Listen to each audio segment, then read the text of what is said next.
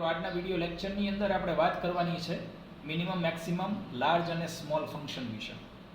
તો આપણી પાસે જે ડેટા આપેલો છે તે ડેટાની અંદર સૌથી ઓછામાં ઓછી સંખ્યા કઈ છે, મિનિમમ સંખ્યા કઈ છે તે જાણવા માટે થઈને આપણે મીન ફંક્શનનો ઉપયોગ કરતા હોઈએ છીએ. તો equal two mean bracket open કરીને જે ડેટા તમારી પાસે છે એ ડેટાને સિલેક્ટ કરો, બ્રેકેટ ઓવર કરશું તો આપેલ ડેટામાંથી ઓછામાં ઓછી સંખ્યા કઈ છે તેનો આન્સર તમને મળશે.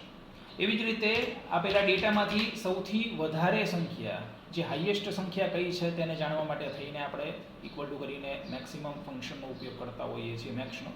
તો equal to max bracket open કરીને જે ડેટા છે એને સિલેક્ટ કરીએ છીએ, બ્રેકેટ ઓવર કરશું અને એન્ટર આપશું તો જે મેક્સિમમ સંખ્યા તમારી પાસે ડેટામાં લખેલી છે તેનો જવાબ તમને મળશે.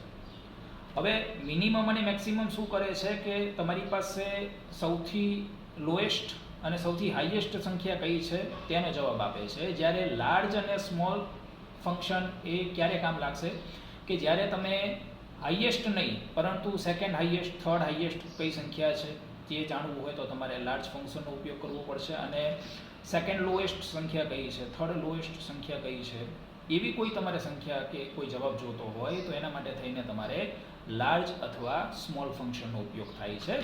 ઓકે, વાત કરીએ હવે આપણે લાર્જ ફંક્શનની. તો ઇક્વલ ટુ કરીને લાર્જ બ્રેકેટની અંદર જઈને પહેલાં આપણી પાસે જે ડેટા છે એ ડેટાને આપણે સિલેક્ટ કરીએ છીએ. ત્યારબાદ કયા નંબરની તમારે લાર્જ વેલ્યુ જોઈએ છીએ, જેમ કે ભાઈ આપણને લાગે કે ભાઈ આપણે સેકન્ડ લાર્જ સંખ્યા કઈ છે આપણા ડેટાની અંદર તેની માહિતી જોતી છે તો આપણે એ સંખ્યા અત્યારે દેખાડેલી છે અને એન્ટર મારશું તો આ સેકન્ડ હાઈએસ્ટ વેલ્યુ છે કે જેનો જવાબ તમને અત્યારે કોમ્પ્યુટર આપ્યો છે.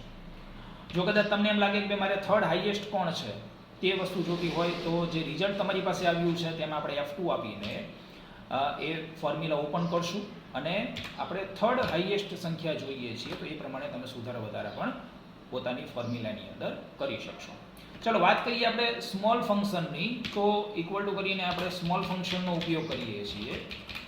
બ્રેકેટ ઓપન કરીએ, આપણા ડેટાને આપણે સિલેક્ટ કરીએ છીએ, અલ્પવિરામ આપીને તમારે કયા નંબરની સ્મોલેસ્ટ સંખ્યા જોઈએ છે, જેમ કે આપણે સેકન્ડ સ્મોલેસ્ટ સંખ્યાની જરૂરિયાત છે તો આપણે એ ત્યાં લખીને એન્ટર આપશું તો આપણા ડેટાની અંદર સેકન્ડ લોએસ્ટ સંખ્યા જે તમારી હશે તેનો જવાબ તમને મળશે.